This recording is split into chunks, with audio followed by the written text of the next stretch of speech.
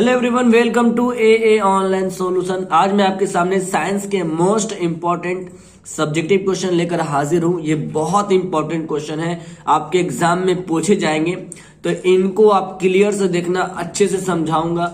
अगर आप इस वीडियो को देख लीजिएगा तो आपको याद करने की जरूरत नहीं पड़ेगी, मतलब उतना नहीं रटना पड़ेगा आपको, अगर आप समझ जाइएगा तो चलिए वीडियो को शुरू करते हैं। एग्जाम लेवल के लिए बहुत ही महत्वपूर्ण क्वेश्चन है, तो स्टार्ट करते हैं। सबसे पहला नंबर सवाल, और ये रहा आपके स्क्रीन पर।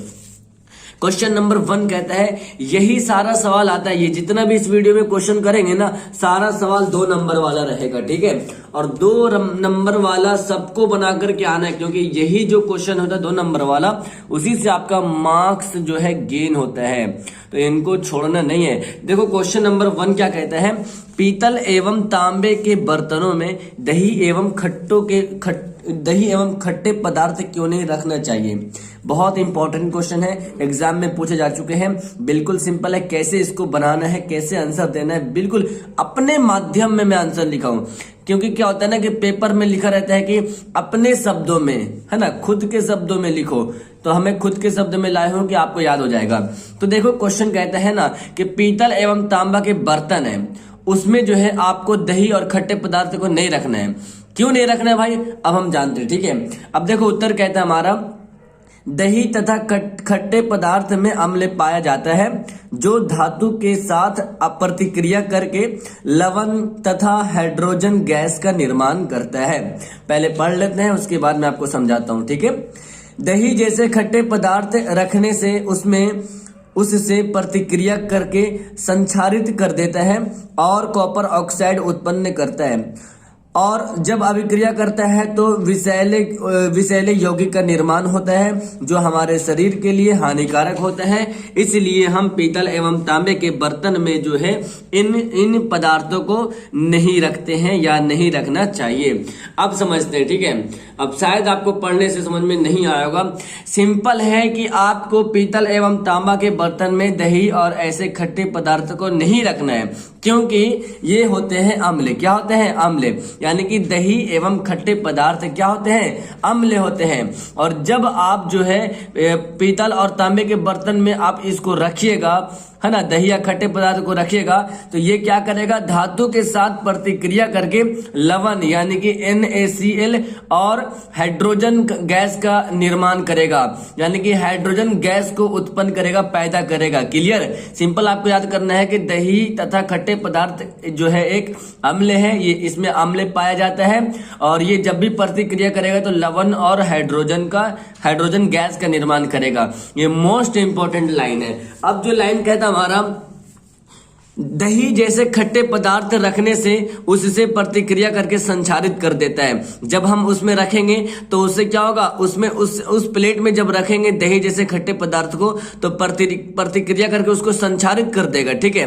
और संक्षारित जैसे करेगा तो कॉपर ऑक्साइड उत्पन्न होगा, यानी कि जब उस पे संक्षारित करेगा, जब उस पे प्रतिक्रिया करेगा तो कॉपर ऑक्साइड का उत्पन्न होगा, और इस पर अभिक्रिया, मतलब कि जब इस पर अभिक्रिया करता है, जब इस पे और रख देता है, उत्पन्न होता है, और जब इसके साथ यानी कि बर्तन के साथ अभिक्रिया करता है तो विषैले यौगिक का निर्माण होता है। सिंपल, अभी भी नहीं समझे। जब आप उसको प्लेट में रखिएगा ना, तो कुछ अभिक्रिया करेगा, कुछ प्रतिक्रिया करेगा, और करने के बाद वो क्या करेगा कि संक्षारित करने के बाद कॉपर ऑक्साइड को उत्पन्न करता है, कॉपर ऑक्साइड, ठीक है। सबसे पहले ये जो लाइन है ना, ये बोल रहा है कि लवण और हाइड्रोजन गैस का निर्माण करती है, और जब आप बता रहा कि करती है, ये क्रिया बता रहा कि जब रखिएगा तो करती है, और जब आप इसमें जो है इसको रख दीजिएगा तो संक्षारित करने के बाद इसमें कॉपर ऑक्साइड उत्पन्न करेगा, यानी कि पैदा करेगा, और जब अभिक्रिया कर देगा तो विषैले यौगिक का निर्माण होगा। इसीलिए ये जो है हमारे शरीर के लिए हानिकारक हो जाएगा, क्योंकि वो समझ लो एक जहर टाइप का बन जाएगा, जो हमारे शरीर को नुकसान करेगा। इसलिए हम पीतल एवं तांबे के बर्तन में इन पदार्थों को नहीं रखते हैं, ठीक है। बस आपको समझना है कि नहीं रखना है तो नहीं रखना है। अब अगला सवाल देखिए, पूर्ण आंतरिक परावर्तन से आप क्या समझते हैं? अच्छा, वीडियो पसंद आ रही है तो वीडियो को लाइक करिएगा जरूर से जरूर और अपने दोस्तों को शेयर कीजिएगा, क्योंकि इस वीडियो का मोटिवेट आपके लाइक से ही होता है, तो जितना हो सके लाइक कीजिएगा। पूर्ण आंतरिक परावर्तन क्या होता है समझिएगा ध्यान से। यदि प्रकाश किरण सघन माध्यम से विरल माध्यम में प्रवेश करती है और आपतन कोण क्रांति कोण से होकर, यानी कि क्रांति कोण से होने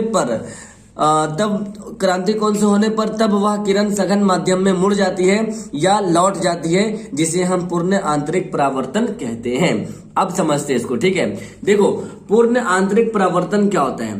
पूर्ण आंतरिक, है ना। देखो क्वेश्चन जो इसमें आंसर कहते हैं कि यदि प्रकाश का किरण सघन माध्यम से विरल माध्यम, सघन माध्यम समझ रहे क्या होता है? गाढ़ा, और विरल मतलब पतला, यानी कि समझ लो कि यदि प्रकाश का किरण सघन माध्यम से विरल माध्यम में प्रवेश करती है, यानी कि कांच से हवा में जब प्रवेश करेगी प्रकाश, तो आपतन कोण जो है क्रांति कोण से बड़ा हो जाएगा।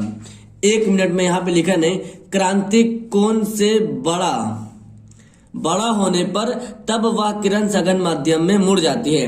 अब मैं आपको देखो इसको समझने के लिए ये फिगर मैं लाया हूं आपके लिए, 2 फिगर है, ठीक है। अब इसको गौर से देखिएगा। सबसे पहले ये फिगर जो है, सबसे पहले बताता हूं कि ये क्रांति कोण होता क्या है। क्रांति कोण क्या होता है? तो सीरियस इसमें इसको ऐसे करते हैं, उल्टा हो गया था। 90 डिग्री जब कोण झुक जाएगा तो वो क्रांति कोण कहला जाएगा। अब देखिए, ये हमारा हो गया सघन माध्यम हो गया, और ये हमारा हो गया विरल माध्यम, ठीक है। तो देखो अब यहाँ पे क्या बोल रहा है कि जब प्रकाश की किरण सघन माध्यम से विरल माध्यम में प्रवेश करती है, तो सघन माध्यम से यहां से देखो, ये सघन माध्यम से यहां जा रही है और विरल माध्यम में प्रवेश करेगी, और जब ये बराबर 90 डिग्री के बराबर आ जाएगा तो ये हमारा क्रांति कोण बन जाएगा, यानी कि IC, यानी कि क्रांति कोण बराबर क्या हो गया? 90 डिग्री हो गया। समझ रहे क्या होता है? और यहीं पे क्या बोल रहा है कि आपतन कोण क्रांति कोण से क्या होता है? बड़ा हो जाता है। मैं अभी क्रांति कोण के बारे में बताया हूं, ठीक है। क्रांति कोण 90 डिग्री होता है। अब ये जो दूसरा फिगर है, देखो दूसरा फिगर इस प्रकार है। अब जैसे देखो कि ये हमारा क्या हो गया? ये हमारा हो गया सघन माध्यम, और ये हो गया हमारा विरल माध्यम। अब देखो सघन माध्यम से हम जैसे ये प्रकाश जा रही है, और जाने के बाद ये जो है 90 डिग्री से ना होकर, यानी कि क्रांति कोण से बड़ा हो जाता है। यहाँ क्या हो रहा था? यहाँ जब प्रकाश जा रही थी तो 90 डिग्री पर हुआ तो क्रांति कोण बन गया। अब सवाल इसमें आंसर है कि क्रांति कोण से बड़ा होने पर, ठीक है। तो क्रांति कोण से यहाँ जैसी प्रकाश पास करेगी तो क्रांति कोण से ये बड़ा चल जाएगा। 90 डिग्री से बड़ा आ गया, तो जैसे ही बड़ा करेगा तब किरण जो है सघन माध्यम से मुड़ जाएगी। जाहिर सी बात है कि ये जो है ना, क्या बोल रहा, हाँ, सघन माध्यम की ओर मुड़ जाएगी। तो ये जैसे ही यहाँ से गया और यहाँ पर रखने के बाद ये सीधा नहीं हुआ, 90 डिग्री नहीं बना, क्रांति कोण नहीं बना। ये क्या हुआ?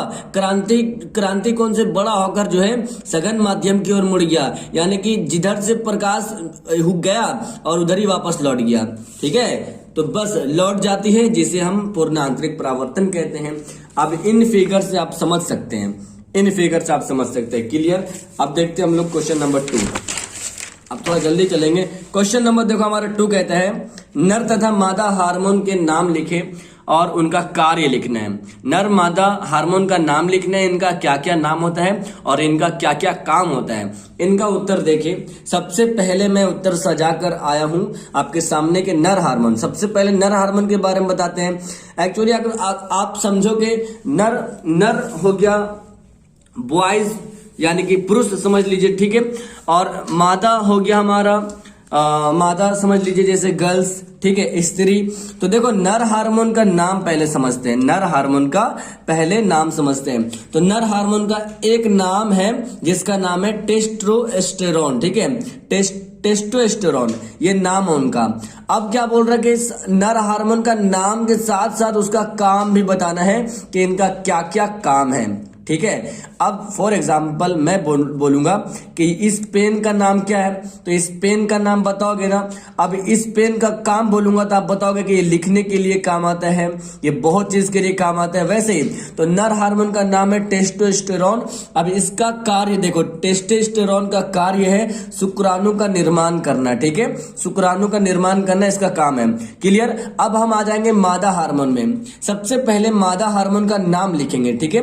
तो मादा हार्मोन का दो नाम है, एक नाम है एस्ट्रोजन और दूसरा नाम है प्रोजेस्टेरोन, ठीक है, एस्ट्रोजन प्रोजेस्टेरोन। अब एस्ट्रोजन का भी कार्य बताना है, इनका क्या क्या काम होता है, और प्रोजेस्टेरोन का कार्य बताना है। तो देखो यहां पे लिखे हुए हैं, एस्ट्रोजन का कार्य क्या है कि द्विलिंग लैंगिक लक्षणों का विकास एवं जनन शक्ति का विकास, ये दूसरा है, ठीक है। यानी कि इसका कार्य, एस्ट्रोजन का कार्य है कि द्विलिंग लैंगिक लक्षण का विकास होता है और जनन शक्ति का विकास होता है, एस्ट्रोजन कार्य में है, ठीक। ओके। अब इसमें जो है प्रोजेस्टेरोन में क्या है कि प्रोजेस्टेरोन का कार्य है कि भ्रूण के विकास में सहायक मिलता है और भ्रूण के पोषण में सहायक। क्लियर। इसमें कुछ नहीं है, इसमें लैंगिक इसका कार्य जो है, यानी कि एस्ट्रोजन का कार्य जो है द्वितीय लैंगिक लक्षणों का विकास के लिए है और जनन शक्ति का विकास। प्रोजेस्टेरोन के लिए है कि भ्रूण के विकास में सहायक मिलता है और भ्रूण के पोषण में सहायक मिलता है। बस इसको आपको याद करना है, बैठ के याद करोगे याद हो जाएगा। क्वेश्चन नंबर देखिए 4। क्वेश्चन नंबर 4 कहता है श्वसन को ऊष्माक्षेपी अभिक्रिया क्यों कहते हैं, वर्णन कीजिए। बहुत ही मोस्ट इंपॉर्टेंट क्वेश्चन है ये आपके एग्जाम के लिए। अब इसका उत्तर देखिए। क्वेश्चन है श्वसन को ऊष्माक्षेपी अभिक्रिया क्यों कहते हैं। इसका उत्तर है श्वसन को ऊष्माक्षेपी अभिक्रिया कहते हैं क्योंकि इसके अंतर्गत भोजन छोटे छोटे टुकड़ों में टूटता है, जिसके फलस्वरूप ऊर्जा उत्पन्न होती है जो हमारे शरीर को कार्य करने की शक्ति प्रदान करती है। श्वसन क्रिया का समीकरण मतलब कि बस यहां तक आप लिखना, ठीक है। ये नहीं भी लिखोगे तो चलेगा, ये नहीं भी लिखोगे चलेगा, आप लिख दीजिएगा कि बस यहीं तक लिखना है, क्योंकि आप यहां पर ये लाइन लिख चुके हैं ना, बस यहीं तक लिखना है। तो देखो समझो पहले ध्यान से, श्वसन को ऊष्माक्षेपी अभिक्रिया क्यों कहते हैं। तो श्वसन को ऊष्माक्षेपी अभिक्रिया कहते हैं क्योंकि इसके अंतर्गत, यानी कि इसके अंदर श्वसन के अंदर भोजन जो है छोटे छोटे टुकड़ों में जो है टूट जाता है। श्वसन के अंदर जो है भोजन जो है इसके अंतर्गत छोटे छोटे टुकड़ों में टूट जाता है और इसका फलस्वरूप, इसका रिजल्ट, फलस्वरूप मतलब होता है रिजल्ट, जिसके रिजल्ट के बाद या जिसके फलस्वरूप ऊर्जा उत्पन्न होता है। जब टूटता है उसके बाद इसका रिजल्ट जो आता है वो ऊर्जा उत्पन्न होता है। इनका फलस्वरूप क्या है, ऊर्जा उत्पन्न होती है जो हमारे शरीर के कार्य करने की शक्ति को प्रदान करती है। जब इस टूटता है, टूटने के बाद उसमें ऊर्जा उत्पन्न होता है, ताकत और शक्ति उत्पन्न होती है और उसके बाद जो है शरीर को कार्य करने में सारा पार्ट जो कार्य करता है उसमें शक्ति प्राप्त प्रदान होती है, उसी वही है। क्लियर। बस ठीक है, प्रदान होती है, बस इसीलिए ऊष्माक्षेपी अभिक्रिया उसको कहते हैं। क्लियर। अब देखिए क्वेश्चन नंबर 5, ये आपका न्यूमेरिकल क्वेश्चन था, तो आइए इसको भी पहले सोल्व करते हैं। बिल्कुल इजी सा सवाल है, तो सबसे पहले हम लिख देते हैं सोल्व। क्वेश्चन क्या है, एक गोलीय दर्पण की वक्रता त्रिज्या 20 सेंटीमीटर है, इसकी फोकस दूरी क्या होगी। इंपॉर्टेंट क्वेश्चन है, एग्जाम में आता है। सिंपल है, तो सबसे पहले दिया हुआ क्या है, वक्रता त्रिज्या। तो आप समझ लीजिए वक्रता त्रिज्या कौन हो गया, आर बराबर कितना है, आर बराबर 20 सेंटीमीटर, ठीक है। अब क्या निकालने बोल रहा, फोकस निकालने बोल रहा। तो फॉर्मूला होता है ना फोकस हमारा, F बराबर R/2। अब R का मान क्या है, वक्त 20 है, नीचे 2, अब काट देंगे तो 10 आ जाएगा, यानी कि फोकस दूरी क्या आ गया हमारा, 10 सेंटीमीटर आ गया। ओके। अब आपको यहां तक आंसर नहीं छोड़ देना है, आपको एक लाइन और लिख देना है। आप लिख दीजिएगा अतः नहीं भी लिखेगा चलेगा, अतः गोलीय दर्पण की फोकस दूरी बराबर 10 सेंटीमीटर है, या नहीं भी लिखे चलेगा, ठीक है। बस यही आपका यहां तक आंसर है। तो क्लियर है दोस्तों, यहां तक इस वीडियो में टोटल 5 क्वेश्चन आप लोगों के लिए काफी है। इसी टाइप्स की वीडियो अपलोड होते रहेगी चैनल पे, तो आप फॉलो कर लीजिए, इसको सब्सक्राइब कर लीजिए, वीडियो को अपने दोस्तों के साथ शेयर करना जितना हो सके। और मिलते हैं मैं आपके साथ नेक्स्ट वीडियो में। वीडियो कैसी लगी है नीचे कमेंट बॉक्स में जरूर बताइएगा। Okay, that's all.